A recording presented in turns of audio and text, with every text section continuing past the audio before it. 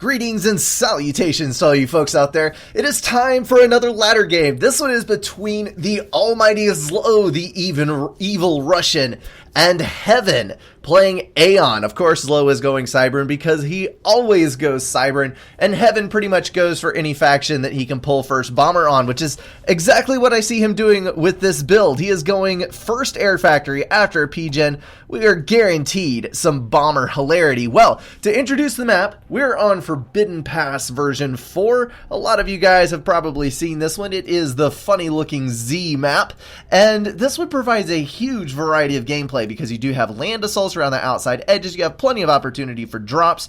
You do not have a whole lot of reclaim. It is pretty much strictly trees, and your build is very important because you have to expand. Usually people put their ACU across the front in order to secure a foothold on the other side, and there's a variety of ways that you can carry out play on this map. ZLO is going for a second air factory. He does have an engineer out, which is going to grab some reclaim. You can see that there is an attack move placed on the ground, and that is one thing that I do get asked about quite a bit. Brink, how do you attack move an engineer? I see you, first bomber over there, headed this way.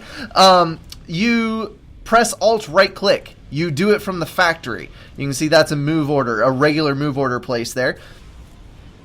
When you do that, the engineer travels to that location. It sits there, and it reclaims in a pretty freaking large ring all the way around the engineer. And it is a fantastic tool for sucking up loads of trees at 100 power and 10 mass per clump. Does a tremendous boost to your early economy. So let's check out this bomber as it comes in. You can see the move order is placed right to the edge there, and that's because the T1 bomber does have radar on the bomber itself. You can see he saw that unit over there.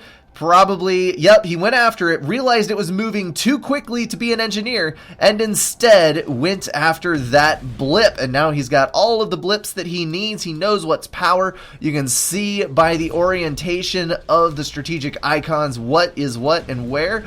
And he is just going to repeatedly hover bomb those P-Gens. There is a first bomber out from ZLO, and I've got to say that was probably a horrible mistake. He needed that interceptor out early. Heaven hitting the P-Gens further on, and the reason that he's doing that is because his area of effect, just like that did right there, is going to kill other P-Gens. ZLO healing all three of those, making it take an extra bomb to kill them, although it is not going to do him a whole lot of good there.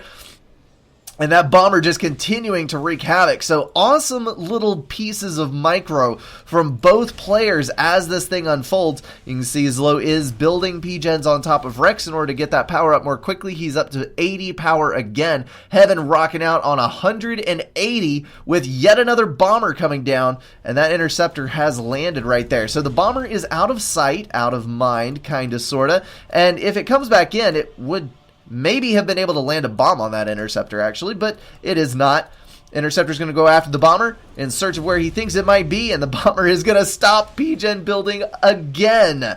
We've got another bomber over to the right. It's probably searching for expansioneers that may or may not have escaped, and that bomb is going to get off again for more P-Gen destruction. ZLO is just dying out here. That counter bomber did do well, though. It did get the engineer away from the hydro for Heaven, so Heaven's not going to be able to build his extra power. And he does have a lone expansioneer out there, but the Mantis is going to come under fire from yet another T1 bomber. What is that, number 3, I think? Yes, it is. We got bombs coming in on engineers again. The interceptors left the base to go cover the outside edges, and here back in base again. The bomber still hurling its deathly payloads out. So much hover bomb. This is exactly why I think the hover definitely needs a nerf. I don't think bombers should be able to behave like that. Bombers are not gunships. But it is allowed in the current method of play, and it is not technically considered a bug or a glitch. So exploit that son of a gun while you can, while the rest of us try to get it corrected. The bombers have just about killed the freaking air factory as well. It is down to 700 health, but now there's 3 scouts and 2 interceptors out to 3 interceptors for Heaven. So where has that left us? 5 minutes into the game with some bomber brutality going on in the early portions. We've got 3K score versus 2.3K score, which is kind of just a relative guess at how much is on the map for each of these guys. We've got 15 versus 11 income in mass and 220 versus 180 in power. We have many more tanks online for Heaven. We've got 3 land factories and an air factory running at full production versus 1 and 1 for ZLO. We've got a little bit better map control for Heaven. He's gotten out and gotten more mexes. So all around, this has put Heaven at a tremendous advantage right off the start. And it looks like he is going to get air control as well. It is 2 versus 1 on the interceptor front, although that interceptor is going to get a fantastic turn in right there. Third Inti coming in for Heaven, and that's going to guarantee control. And he is still building those bombers. He's got 2 more in the air, and he's got a third one building on that factory. I'm just going to have to see how long he can keep up this onslaught, because, of course, ZLO, I'm not sure why ZLO has not built a stationary anti-air quite yet. Seems like that would have been a wise investment considering all of the bomber harassment going on, but he is going to just keep at it with that air factory, trying to get some interceptors up. Does have scouts on the outside edges, providing a little bit of radar coverage just to make sure that nothing nasty comes in for him, and he is trying his best to get everything locked down. Got that ACU moving out to the front. Very, very delayed, but he is going to be moving to the opposing point. Heaven is as well. So we're starting to see things play out maybe just a little bit more normally. I like the ACU placement here. It is going to cut off these Auroras from getting to the base, but this is another advantage that Aeon has on this map because it does have Hover T1 tanks. It can cross the water, which opens up some fantastic avenues of access to the other portion of the map. Another engineer dying over here. That is something that ZLO does not need, but he is coming just about even with Heaven now. He's at 15 and 17 income. Heaven just barely blipped ahead just a minute ago, and 220 versus 200 power income. So things are looking relatively decent at the moment. Here comes that mass extractor to bring them neck and neck in economy, and other than the lower build power, because we're still behind a factory or two, ZLO is pretty much caught back up. Question is, can he get over this huge lead in production that Heaven has? You can see Heaven just streaming those tanks across like a madman. He's actually floating a little bit of mass. I'm surprised he is not getting a T2 Mex upgrade off of that, but his power is a little low. He's probably assuming that he is going to start getting some extra land factories online over here. He's going to start burning some of that mass off into combat units, which is pretty much the best thing that you can do. We've got Auroras moving over here now, and this is going to exploit a pretty bad weakness in ZLO's base. We've got a handful of units over to the right. Nothing is clumped up enough to deal with these units. We've got plenty of radar here for Auroras to use their fantastic strength in range. And I think this is going to be utter and complete destruction for this string of units coming out this way. Maybe Heaven can even make it back into the base. That would be yet another brutal raid coming in on ZLO's already battered map control. You can see Heaven spreading out. He's already got most of his mechs claimed in this portion. He's got a tank over here guarding this foothold, so he's denied that to ZLO. ZLO walling off portions of the beach now, which typically is not that great of an idea to spend your time making walls, but if you can deny access to those Auroras so that you can actually expand and get things locked down, you are going to be doing yourself some favors. Over here we do have a transport moving out.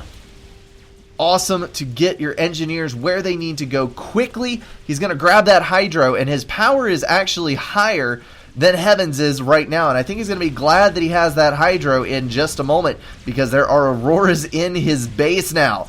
Not good, not good at all. ZLO down to 13 mass income, with Heaven up to 33 per tick, thanks to all of these outlying mass extractors that he's gotten up. And that income is going to edge down. I'm sure ZLO's glad he's getting that Hydro. I think I just said that a minute ago. I would double down on that if I were him, because he needs, absolutely needs to get his economy diversified. You do not want it all in one location when you're not able to guard everything.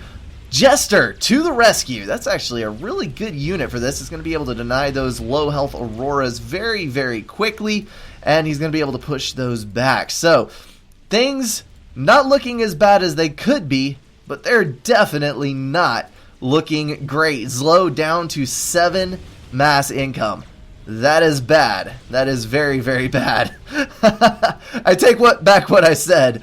This looks lethal. I don't know why ZLO is even still in this, but all the more power to him if he can bring this back. T1 Bombers coming up here. T1 Bombers, of course, the ultimate denial tool versus Aeon, because they one-shot kill every single Aeon T1 unit. The Jester is just the icing on the cake, and it looks like Heaven does have enough air if he were to concentrate it. Nope, there's an extra clump of interceptors down there. ZLO has taken air control, and he is low on power. I'm not sure how he's going to be able to keep up his air production, although he does have 3 factories running currently. He is, wow, 10 spare power, mass stalled by 12. It is just barely saving his butt. He's getting P-gens on before his mass extractors. I would too if I were you, because I don't want that dreaded power stall. He is trying to stress air control because he has seen what the person he is playing against is doing, and that is not a good pass there. We've got all of ZLO's interceptors being shot down by that clump of inties, winning versus superior numbers because of bad micros. ZLO probably has his focus elsewhere, more than likely on his base that is now in ruins, trying to get that thing rebuilt. The Jester is now chasing back because there's another group of 4 Auroras moving into that base. He needs to keep that from killing his engineers. He has got to.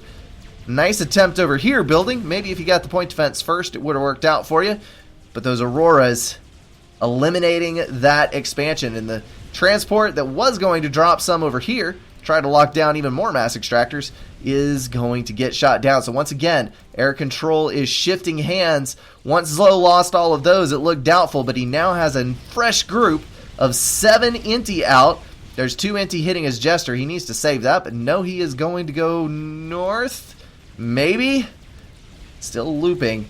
I never know where he's heading. He's doing such random things. Thank goodness for the high HP and 3 veterancy on that Jester, because it did survive those 2 interceptors for a fair little bit. So looking at the map control, Heaven is still drastically ahead. He has got 39 mass income versus 15. He's got 440 power versus 360. This is just a ridiculous stomping in terms of map control, economy, and pretty much everything else. But ZLO is still in here. Let's actually look at the reclaim numbers. Heaven is on 94 reclaim. You ready for that? 94 reclaim, and he has not reclaimed a single power. ZLO, on the other hand, has reclaimed 1,437, 65-ish. So he has done a fair little bit of reclaim, and that is probably what has put him over the top, staying in this. And a lot of that is probably in his very own base, where he's reclaiming his own dead units. If he can just get enough...